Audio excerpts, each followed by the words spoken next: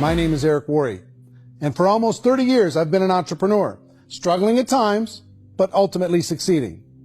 As a best-selling author, speaker, and business owner, I've spent my entire career helping millions of people around the world to become entrepreneurs. And I believe strongly that there is, in fact, a better way when it comes to how we make a living.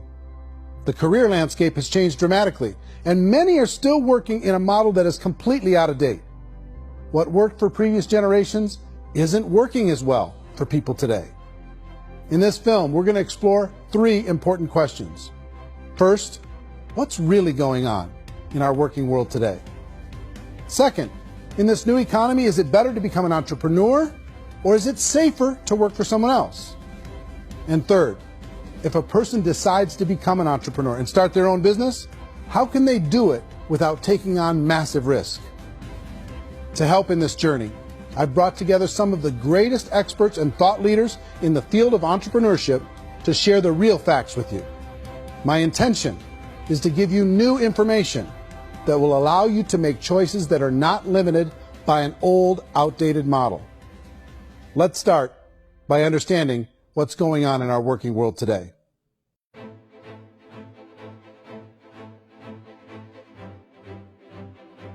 Let's look at unemployment. 30–40% of the people are honestly not working, but would be working. What our government does is if you haven't found a job in 6 months, we don't call you unemployed. We pretend you dropped out of the labor force. I've often said that unemployment, particularly structural unemployment, that's unemployment due to technological changes, is the first sign of economic growth. Think of it, 10 people live on an island. They go out every day and fish. One day, new technology shows up. A missionary brings them a net. Now, using the net, one pilots the boat, one throws the net. 2 fishermen can do all the work 10 used to.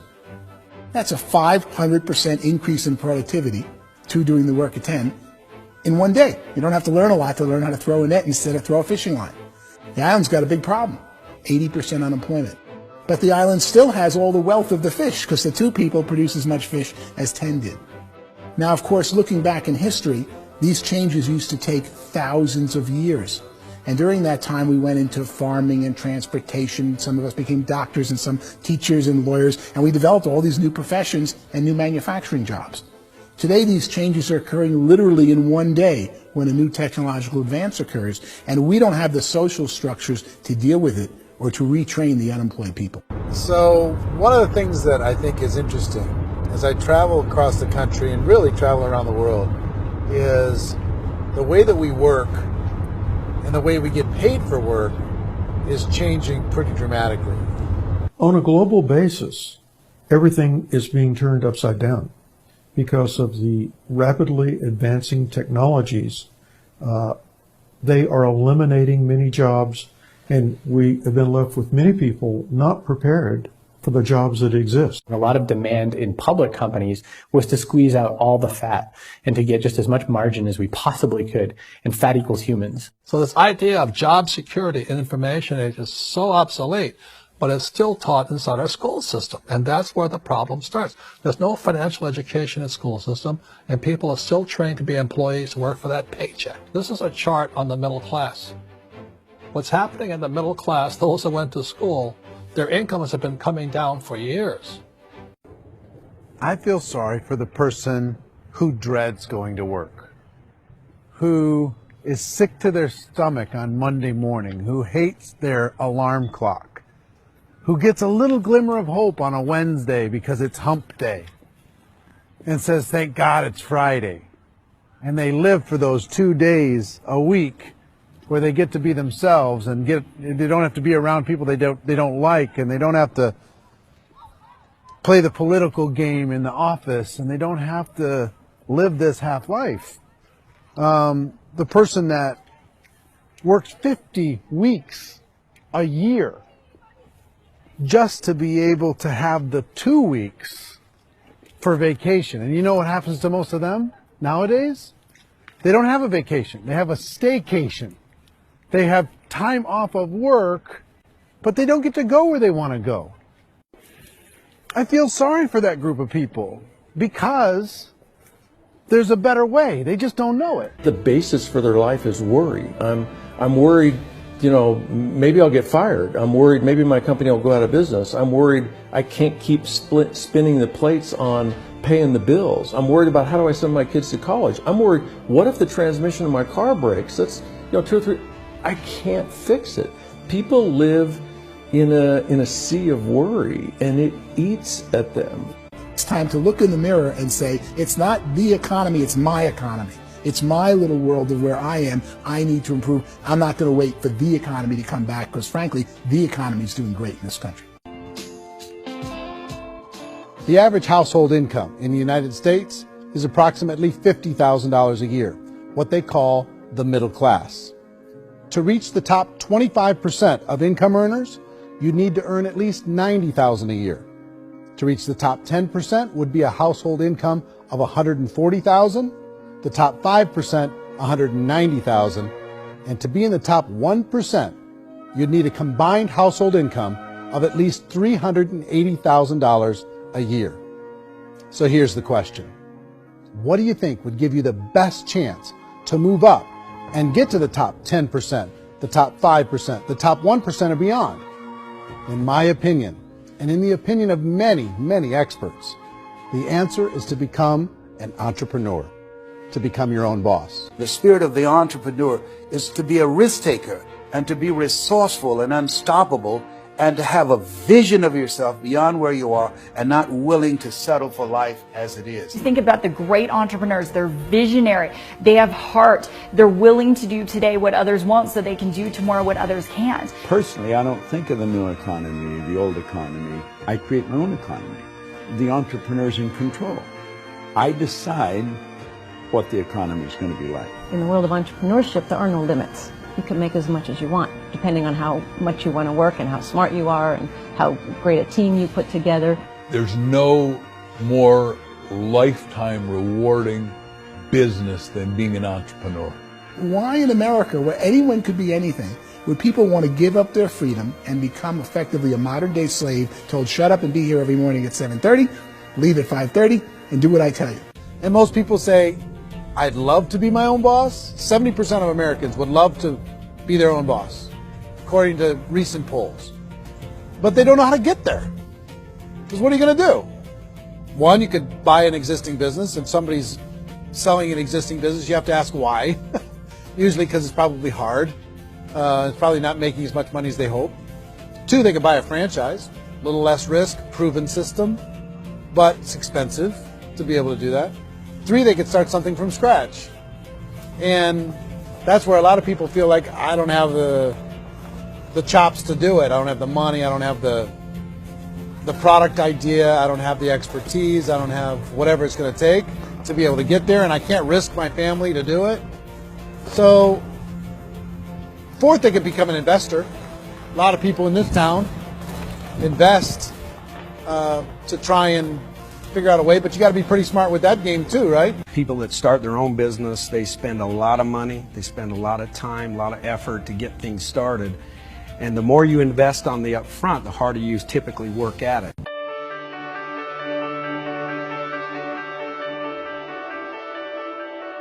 In our search for a better way to make a living, we've come to the conclusion that becoming an entrepreneur is actually safer than being an employee. And through our look at the entrepreneurial options, one particular path kept coming up from expert after expert. And I think most people will find it surprising because it's certainly a non-traditional business model. That model is for people to start their own business and become an entrepreneur through the creation of a network marketing business. Some people call it direct selling because the product is being sold directly from the manufacturer to the end consumer, cutting out the middlemen.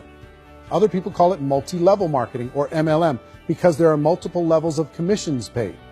The most common term today is network marketing, because network marketing best describes using a large group of independent distributors, independent entrepreneurs, to move a product or service more efficiently. So my friend here, Donald Trump, and I, we always write about the network marketing industry. And the reason we support the network marketing industry is because it really is a business school for entrepreneurs. Because most people come out of school looking for a paycheck. Oh, that's terrible. I went to network marketing like that. I think if it didn't exist, we should invent it. It is that good. I think direct selling is a great way to do business today. It's very easy to get into that industry, and you can be self-employed, be, in effect, an entrepreneur.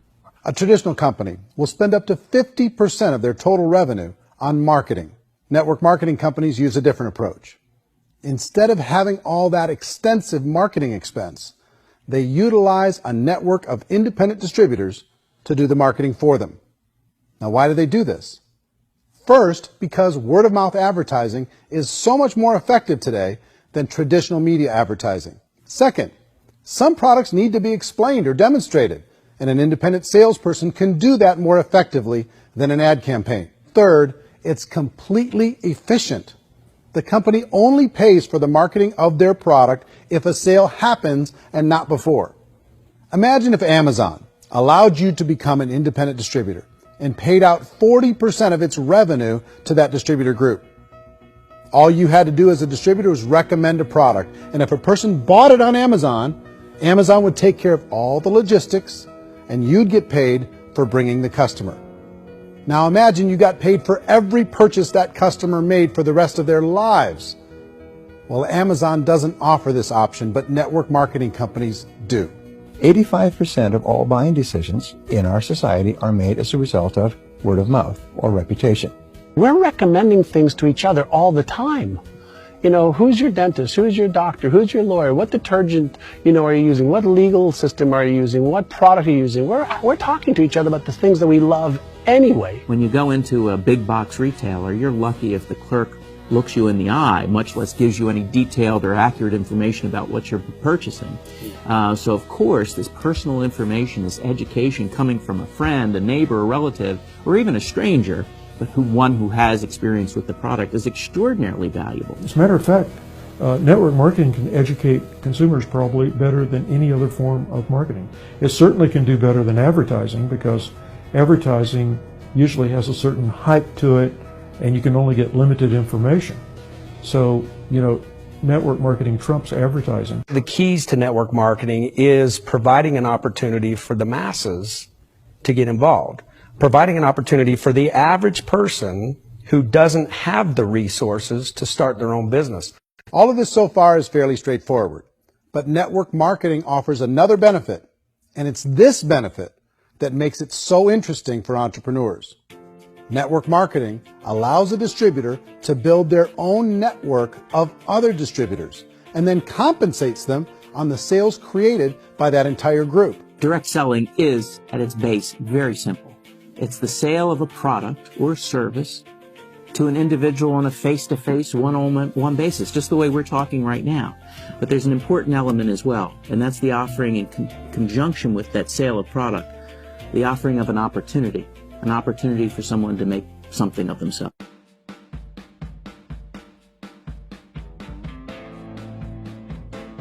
According to the Direct Selling Association, if you add up all the network marketing companies around the world, they combine to do over $178 billion a year in retail sales.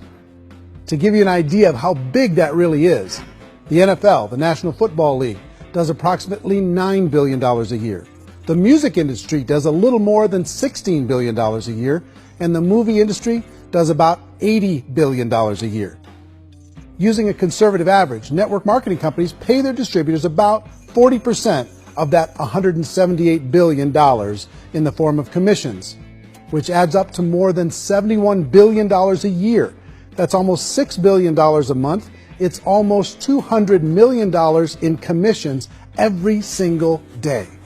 So it's certainly working, and people are making serious money in network marketing. With the growth of the direct selling industry over the last 10, 15, 20 years, we've seen a broader understanding of the channel. We have seen more and more people getting involved in the business, so our penetration in the marketplace has increased, and thus the understanding in the marketplace of who we are has increased. And we've seen non-direct selling companies look at the direct selling model and say, something's going on there. People are making money, companies are being profitable, individuals are being motivated, product is being delivered to market. Maybe we should explore this. Some people think only the people at the top make money. Well, let's take a look at that as well. In the network marketing profession, there are roughly 500 people in the world who earn over $1 million a year. If you round that number up to $2 million a year, that adds up to about $1 billion a year. That takes the $71 billion paid out each year down to $70 billion. So where does the rest of the money go? The vast majority goes to part-time people making anywhere from a few $100s a month to many thousands of dollars a month. It goes to people who choose to make it a full-time career move and earning even more than that. Every day, people are using the money they earn through network marketing to pay off debt, have more fun, and improve the quality of their lives. Everyone I know in network marketing has been doing that since the 50s. They go to work when they want to go to work. They stop working when they want to take time with their children to have a leisurely breakfast and discuss issues and drive them to school. They go back to work when they get home, wherever they're working out of. The biggest thing that I've seen is people that have become much happier in their life. MLM has probably made more millionaires of more people in more countries, and I've spoken to them in 67 countries, than any other single form of business, starting from nothing. If they have a choice between working a job for the next 10 years or working a network marketing business for the next 10 years, the result of working the network marketing business will be better. How many people are involved? Approximately 16 million Americans and 96 million people around the world are currently participating in network marketing. And in a recent poll, 82% of those people report a good, very good, or excellent experience with network marketing. So people are happy.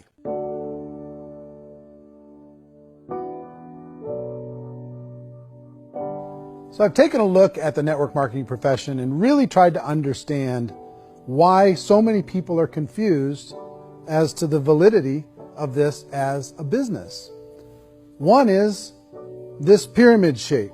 People get really messed up with this pyramid. Oh, it's one of those pyramid things. So I just think there are a lot of haters out there who really don't understand the industry and say, oh, it's a get-rich-quick scheme. It's a pyramid. Well, corporate America is a pyramid scheme. You know what I mean? It goes like this. You have thousands of MBAs, let's say working for Ford or General Motors or Coca-Cola. If all these MBAs are all trying to get to here, that's a pyramid. Only one guy's going to make it. Every 10 years, one's going to make it. Whereas you look at network marketing, it's like this. So you're here, and your job is to develop other CEOs coming up behind you. So it's an inverse pyramid. It doesn't matter what shape the company is or the compensation plan is shaped, whether it's a circle or a pyramid or a triangle or a trapezoid, it doesn't matter. If compensation is coming primarily from recruitment, then you've got a problem. On the other hand, if an operation is basing their compensation to participants on the basis of sales, even when those sales are generated by people you've recruited, well, then you're a perfectly legitimate enterprise. That's the legal test. It's the practical test. People start talking about 99% of people in network marketing don't make any money. Well, we've talked about that over the course of this journey together.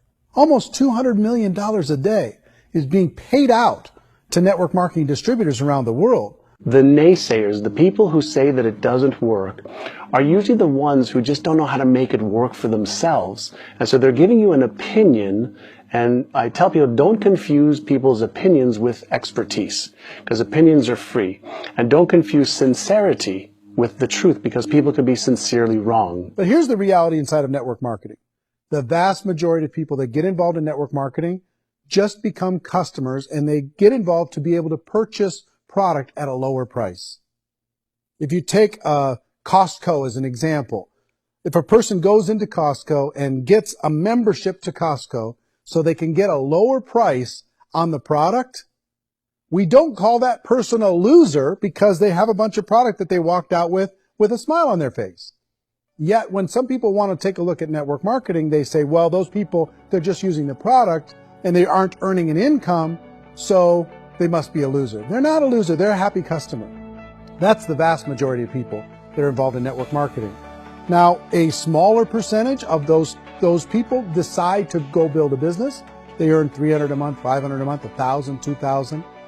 That's the bulk of earnings in network marketing. And then there's the few that really decide to take it serious, really decide to build a large network, really work to make that network very, very productive. And those people make huge amounts of money, and there's no cap.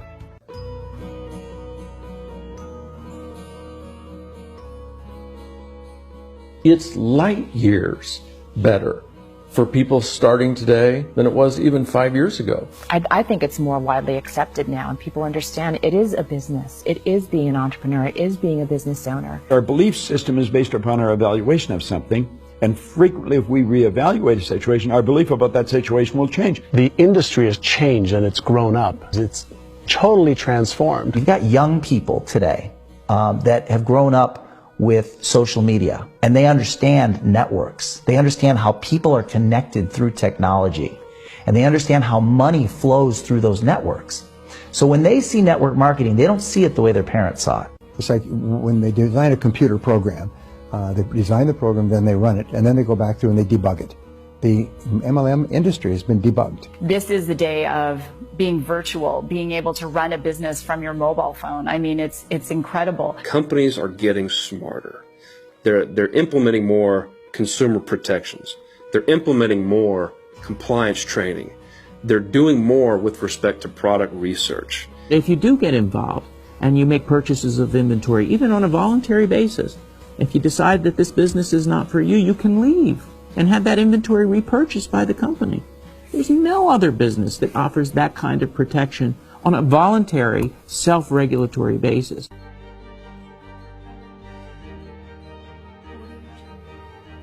Life's too short to spend it living someone else's dream instead of your own. It's too short to spend it living at a fraction of your potential. Can being an entrepreneur be a challenge at times? Sure. But here's what you get in exchange. It can be yours. Something that you built, something that you created, something that you made happen. This balloon represents your dream. It represents entrepreneurship. My wish for all of you is that you would reach out and grab it. The choice is up to you.